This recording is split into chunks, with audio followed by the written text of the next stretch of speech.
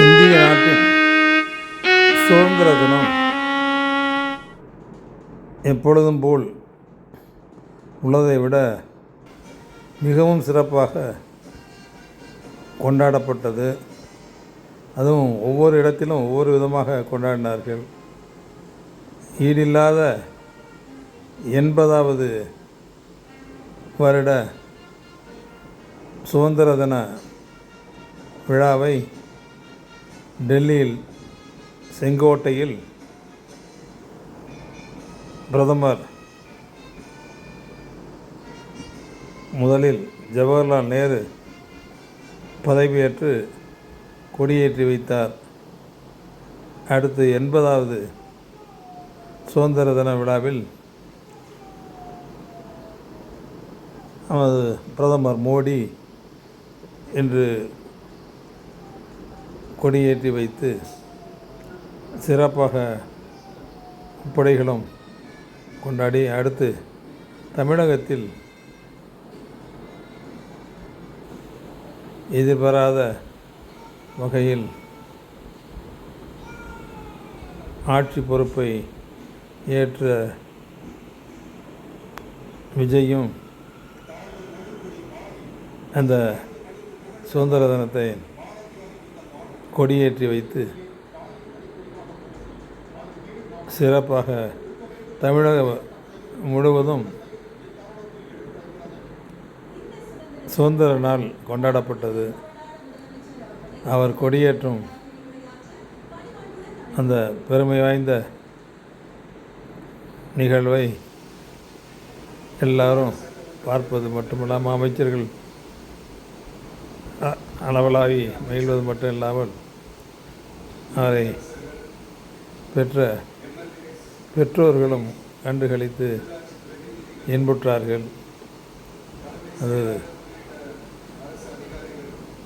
தமிழக மக்களுக்கு ஒரு புதுவிதமான ஆட்சி, அதுவும் நம்பிக்கையான ஒரு நல்ல ஆட்சியாக வளரும் என்று நம்பி, அதையும் நம்பிக்கை மேலும் ஊட்டும் விதமாக பல்வேறு அறிவிப்புகளையும் இந்த சுதந்திர தினத்திலே அளித்திருக்கின்றார். இங்கு எல்லா அரசு அலுவலகங்களிலும், பள்ளிகளிலும், கல்லூரிகளிலும், பொது இடங்களிலும் அரசு விழாக்களாக இந்த கொண்டாடுவது மட்டுமல்லாமல் ஒரு கிராமமே திரண்டு இந்த சுதந்திர தின நன்னாளை வருடம் வருடம் கொண்டாடுகிறார்கள்.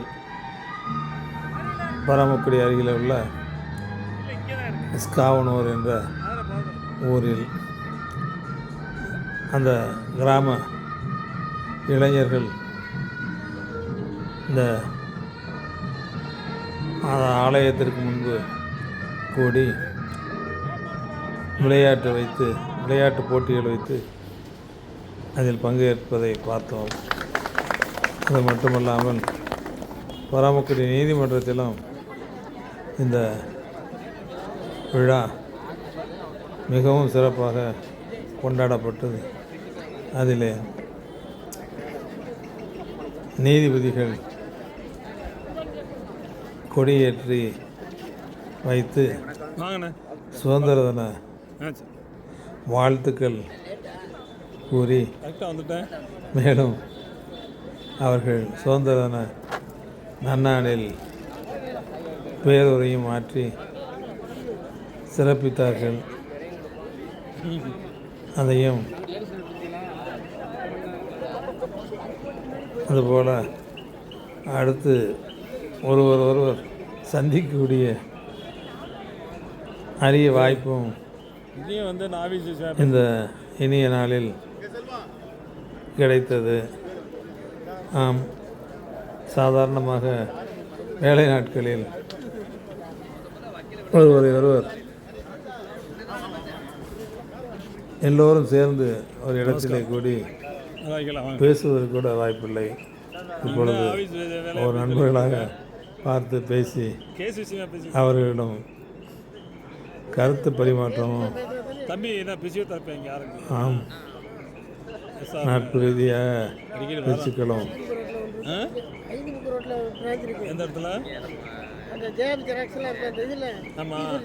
செய்தி பரிமாற்றங்களும் சிறப்பாக நடக்கக்கூடிய அரிய வாய்ப்பும் இந்த விழாவின் மூலமாக கிடைத்தது. அடுத்து அந்த பெருவிழாவை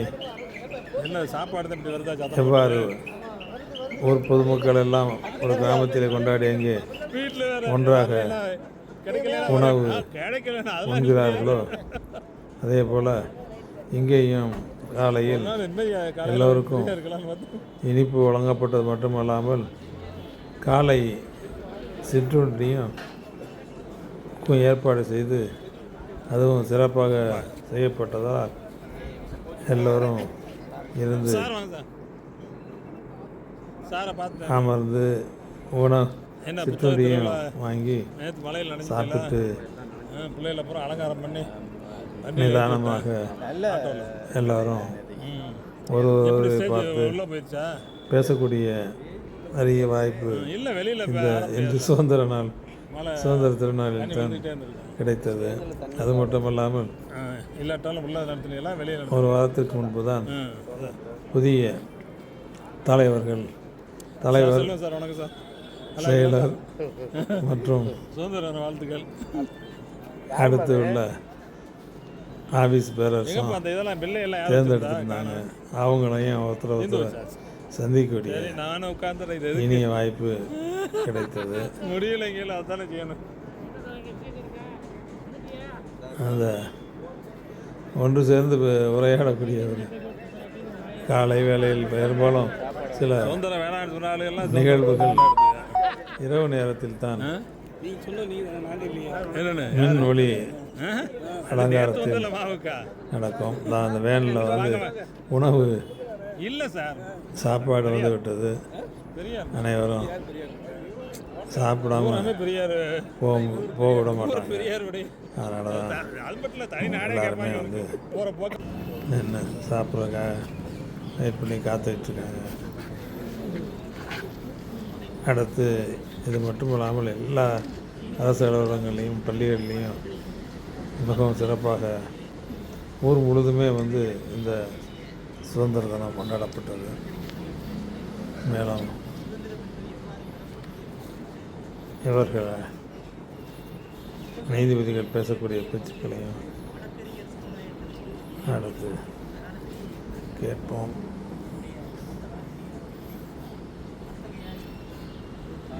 சார்பு நீதிபதி அவர் அருகிலே நிற்கக்கூடியவர்கள் அவர்கள்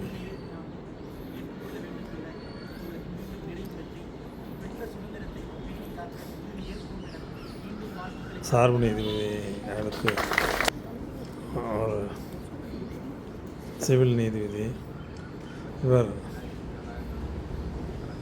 கூடுதல் மாவட்ட நீதிபதி அப்புறம் பேருரையாற்றி பெரிய அளவிற்கு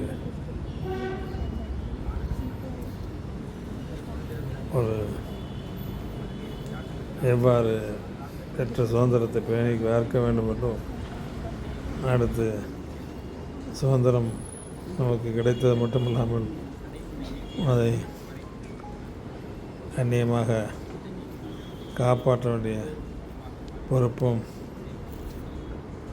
எந்த விதமான